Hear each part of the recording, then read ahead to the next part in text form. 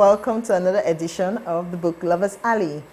I'm Anese Vaje. You can call me Ankite for short. Kite is spelled like kite, K-I-T-E. So, today we're going to be looking at a very interesting book. It's titled The Adventures of Sherlock Holmes.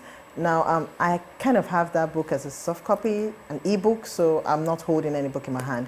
It was written by author Conan Doyle, and it's been the inspiration for lots of movies. I mean, we've had TV series, movies, stage plays, all on Sherlock Holmes.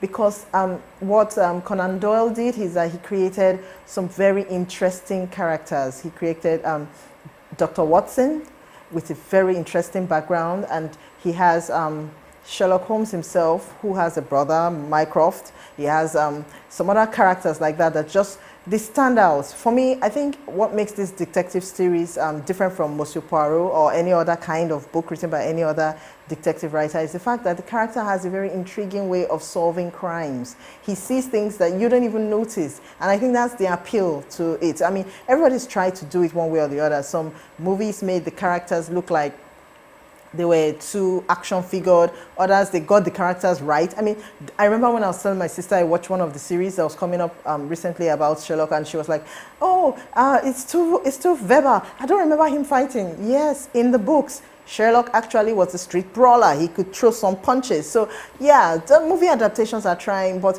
the book is still, to me, it's still overall unique. You can't, if you want to really understand Sherlock Holmes as a character, you need to read the book. Now, in The Adventures of Sherlock Holmes, it's actually a collection of 12 stories. Now, let me tell you something very interesting about the author before I go into the stories. Author Conan Doyle, as in King Arthur, yeah, that's the author. That's his first name. He actually wrote the character or the story Sherlock Holmes as one of his first short stories in 1892.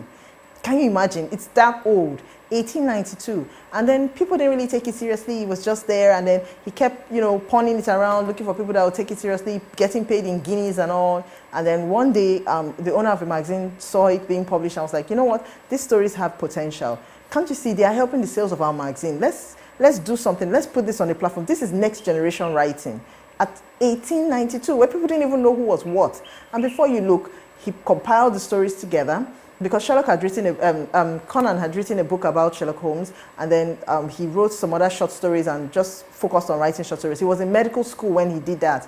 He wasn't like a profane writer or something. He was a medical student, and he loved mysteries and puzzles, and he just used his love for experimentation to create a character who obviously is addicted to opium and God knows what else. And so when you read the book, you find out all about the character Sherlock Holmes. So he created the series of stories, and they put them together. Now, these 12 stories have different elements, but one of the things that stands out in The Adventures of Sherlock Holmes is Sherlock's desire to kind of deal with social injustice.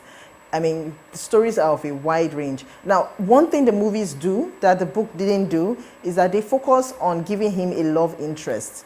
In the story, Sherlock was fascinated by Irene Adler, but it's not like he was in love with her. The book, in fact, the Adventures of Sherlock Holmes actually starts with Scandal in Bohemia, where she was the character that was in need of his services.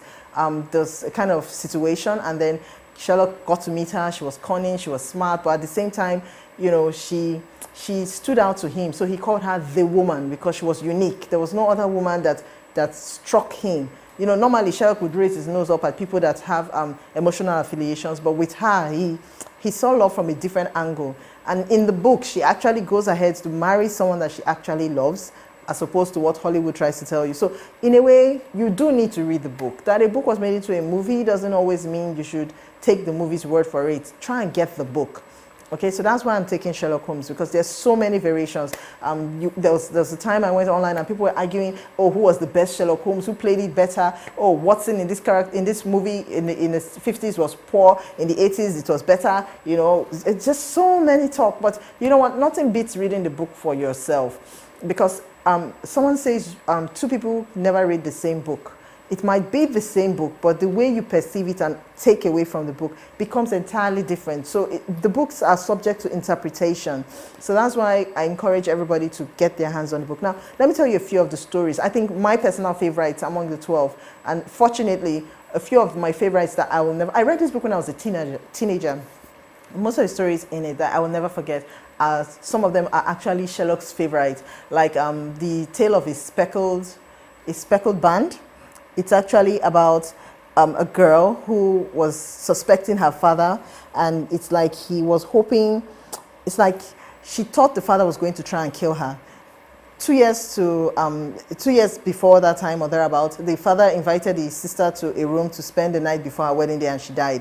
And now she was engaged, and the father is saying, go into that room and, you know, spend the night as well. So she was worried. She was like, what if my father has something up his sleeve, you know? So she went to Sherlock and told him, and, you know, somehow Sherlock staked the place. And I remember when the characters were there and they talked on something, and then a snake actually entered the room. I was like, oh my God, where did this snake come from? And then Sherlock attacked the snake, and then the snake went back and killed her. But I was like, oh. So the father was actually doing it. He just used a venomous snake so that nobody would trace it down to him, you know. And then there was also the story of the red-haired legion or something like that.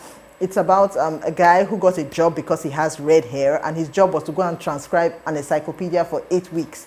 At the end, they told him your job was done. So he was like, there's something weird about this job. There's something weird about what just happened. So he went to Sherlock Holmes and asked for an explanation, that he wants to investigate the matter. And then Sherlock got the police involved, and they checked and everything, and found out that they actually found out that the people that hired him wanted to get him out of the store, because his store was like a passageway to, it was like, they dug like an underground tunnel to a bank, and so they were using his store. Every time he was away, they would go there and dig, and then by the time they stopped the work, they were actually done with the work. So they were going to steal from the bank and pass it through his store and escape. And then Sherlock, of course, was there with the police, and they caught them and everything. So those are kind of stories in Sherlock Holmes that really, really makes the book more interesting than most of the movies and the rest of them. The movies are interpretations of the book based on the nature of the characters and the circumstances in the characters, and the circumstances of the story. But the book itself is just very straightforward.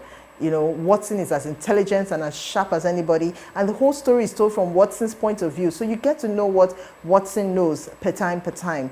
Now, another thing I want to say about this book before I go is the story of the author himself should be an encouragement to many writers, because if you are an aspiring writer, for the readers, it's a great read. For the writers, I think you should read. If you have a passion for writing, if you like to write, you should read the book, because one thing you would notice from his story was that although his story was written in 1892, he only sold actually 14,000 copies. He sold like 10,000 copies in the US, or is it the UK, and then 4,500 copies later. So he never really made that bestseller list of 100,000 books. But right now, almost how many centuries away, we are still enjoying his stories. His stories are making mega box office sales everywhere. I mean, BBC just recently did Sherlock with Benedict Cumberbatch, the guy that did what's this film again? Doctor Strange. Yeah. They just did a new series with him, and it is on point. In fact, they brought the character into modern day, and he still had everything about the book, and it was so exciting. So it should be a wake-up call for writers, really. When you read that kind of a book, you should be inspired to keep doing what you're doing. It may not be relevant now, but in future, people are going to read your works, and it's going to speak volumes. So I think that's a takeaway from this book for those who are into writing. For the readers, it's excellent. It's a classic. You should own one. I do. Mine is an e-copy, so you should try and get your copies too, and you will enjoy it.